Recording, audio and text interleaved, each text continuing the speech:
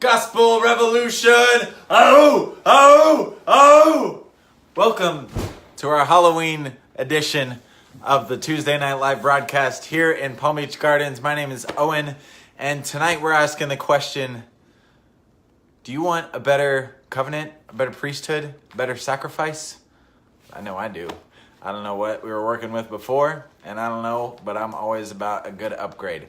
So I'm going to give it over to Michael Lilborn-Williams, who's going to explain this better priesthood, covenant, and sacrifice. And for those of you that are unfamiliar with Michael, he was an influential speaker in the Word of Faith movement through the 70s, 80s, and 90s until his teachings on grace became so revolutionary that his colleagues had no choice but to expel him from their ranks for fear of losing the congregations that they had built upon a straw castle of sand. We'll call it that one. All right. Click, comment, like, share, post, ask questions, engage with each other. Tell us that we're crazy. As long as you're interacting with this video, more people are going to see and hear the gospel. So here is Michael Williams.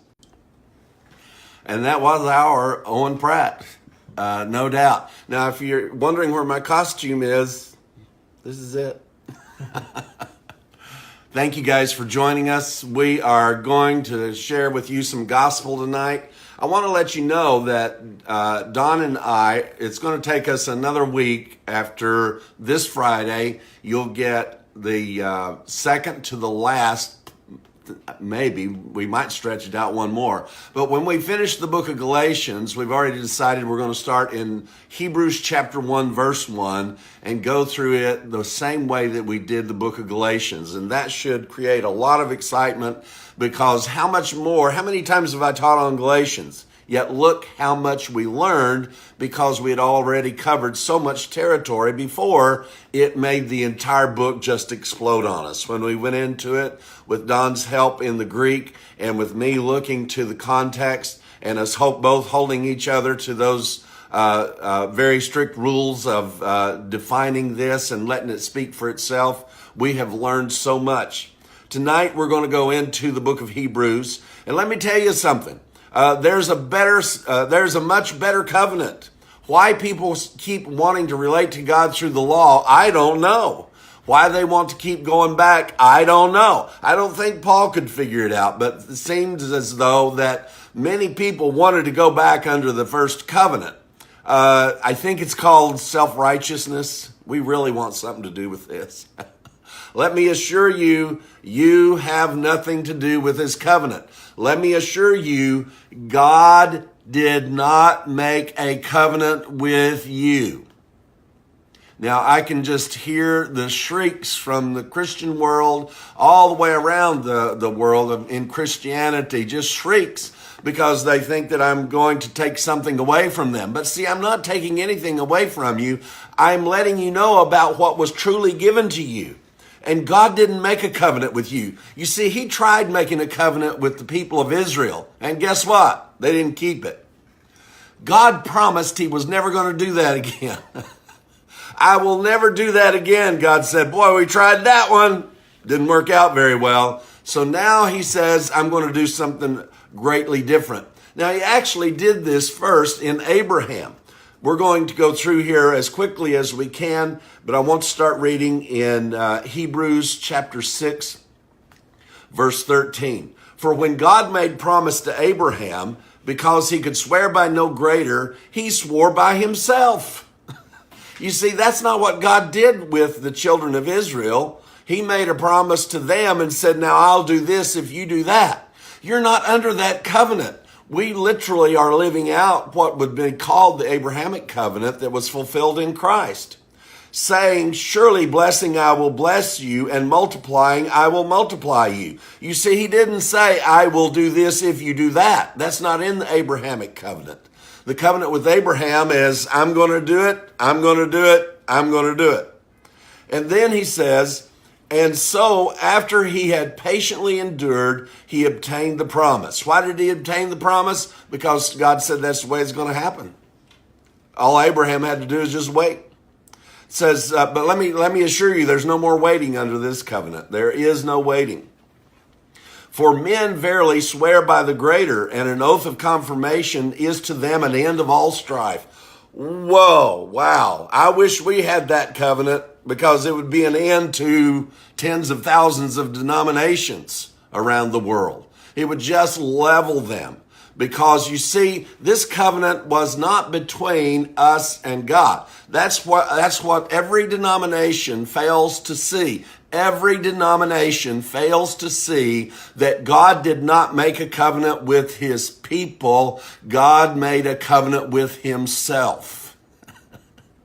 Man, I'm telling you, now that's a good covenant. That's one you can take to the bank.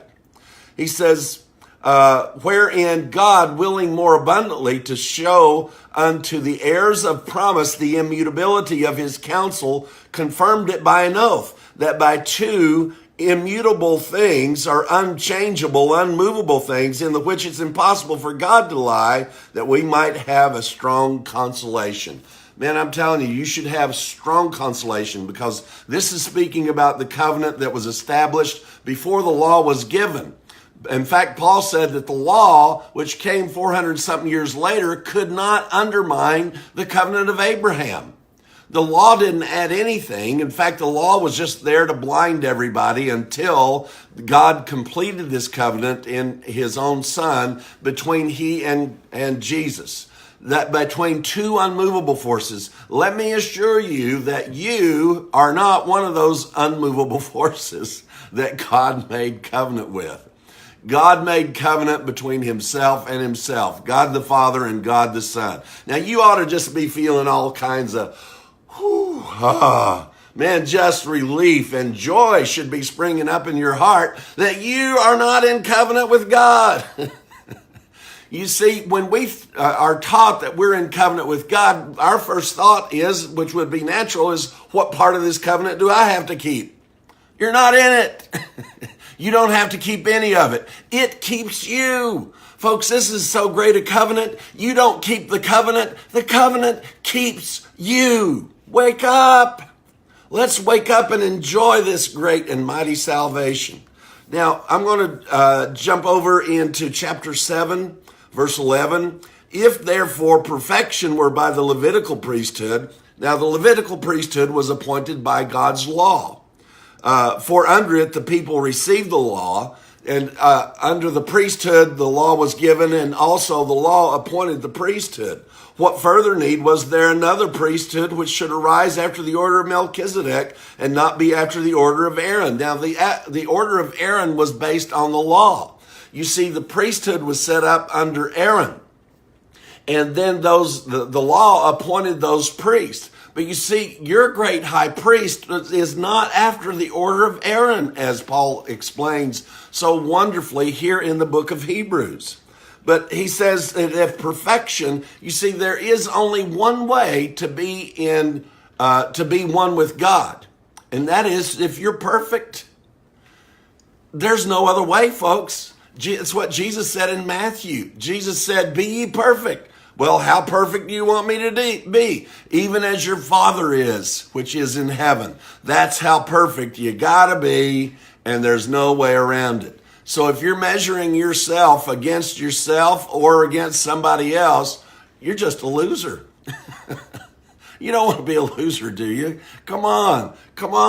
The covenant has been made. The covenant is done. It's there for you to enjoy. Chapter 8. Now, of the things which we have spoken, this is the sum. Isn't that nice? You get to hear what the whole sum is. We have such a high priest. What kind of high priest? A perfect one. You see, the others weren't perfect. Who is set on the right hand of God, of the throne of majesty in the heavens, a minister of the sanctuary and of the true tabernacle, which the Lord pitched and not man. For every high priest is ordained to offer gifts and sacrifices. Wherefore it is of necessity that this man have somewhat also to offer. Oh, man. Man, I'm telling you, when you hear people taking up offerings and sacrifices, man, put a stamp on that and say legalism. Put a stamp on it and say Antichrist.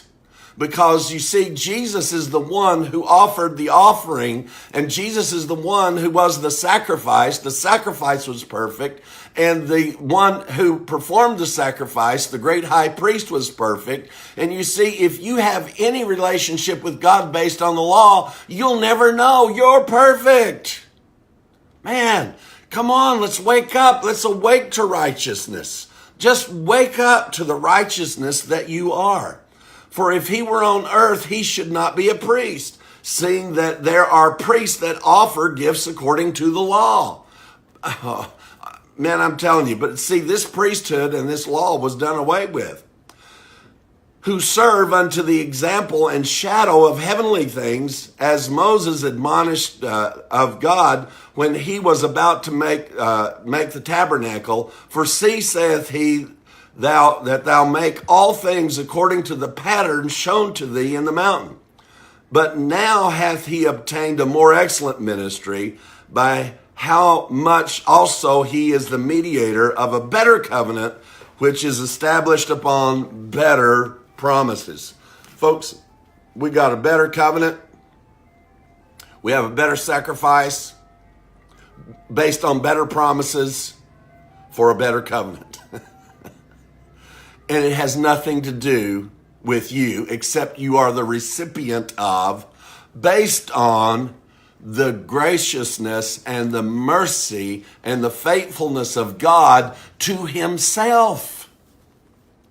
But now he hath obtained a more excellent ministry. Let's drop down to verse 7. For if that first covenant had been faultless, so we know that the first covenant there was something wrong with it, right? So why go back to it? Why go back to the law? If there was something wrong with this covenant, why are we going back there? There was something wrong with the covenant. If it had been faultless, then should no place have been sought for a second one. Why is there a second covenant? Because there was something wrong with the first one. Wow. Isn't that the way you do with wives? That was really low, sorry. Husbands, ladies, I tell you, some of you have to trade in husbands sometimes. This is just, if the first one's faulty, just get another one. Return to sender. For finding fault with them, he saith, Behold, the days come, saith the Lord, when I'll make a new covenant with the house of Israel and with the house of Jacob. Now, he still found fault with them. Now, who is the them? He still found fault with the priesthood. The priesthood was never perfect. This is the subject, it's the priesthood.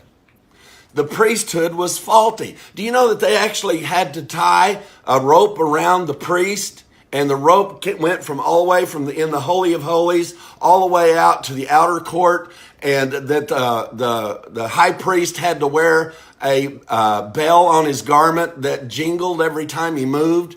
And if the bell stopped ringing, the people stopped singing because the dude was dead.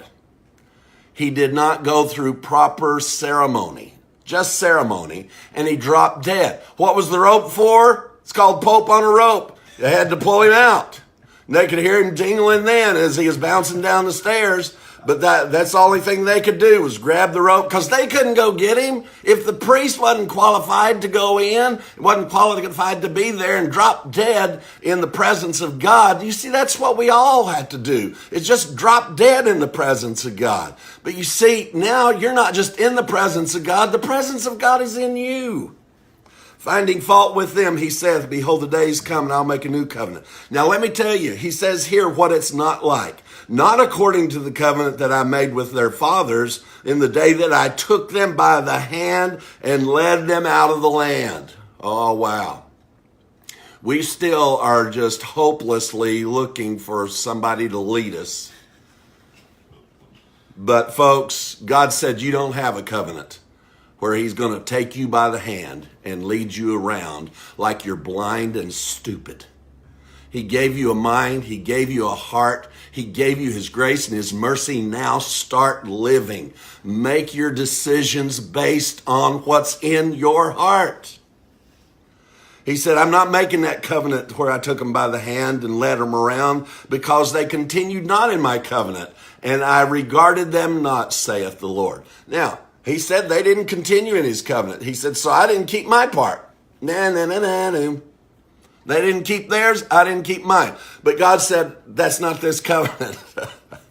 That's not this covenant. For this is the covenant that I will make with them in the house of Israel after those days, saith the Lord. I will put my laws in their minds and write them in their hearts, and I will be to them a God, and they shall be to me a people. And they shall not teach every man his neighbor, saying, know the Lord, because everybody will know the Lord, from the least to the greatest. When I was in Calgary, I overheard a conversation that Wade Brewer was having. And man, it was, I latched on to it. Basically, this is what it was. You know the verses that we read where he said, I would write my law on their heart and in their minds. He said he'd write his law on the heart. But you see, Wade followed a decree that we've been sticking to, is that none of the scriptures are about you. They're all about Jesus. So if the scriptures are all about Jesus, did God turn around and write his law on your heart? A law of death? A law that was there to kill? Is that what he did? No. You see, Jesus fulfilled this also. God wrote this on the heart of Jesus Christ. I believe with all my heart that when that law was pressed into his heart on the cross, that's when Jesus said, my God, why hast thou forsaken me? Because you know what? That's the only thing the law will ever lead you to, is feeling forsaken by God.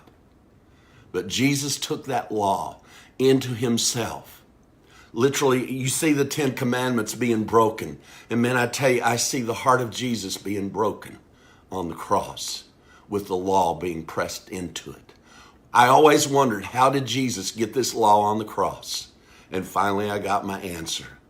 The law was written on his heart, and he died so you could live. Stop trying to go back to the old covenant, folks. We have a better covenant. We have a better sacrifice built on better promises, on a better priesthood. You are free.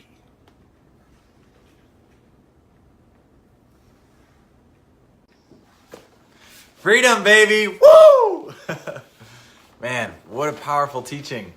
One of the biggest takeaways I got that I remember out of this thing was God making the covenant not with us but with himself.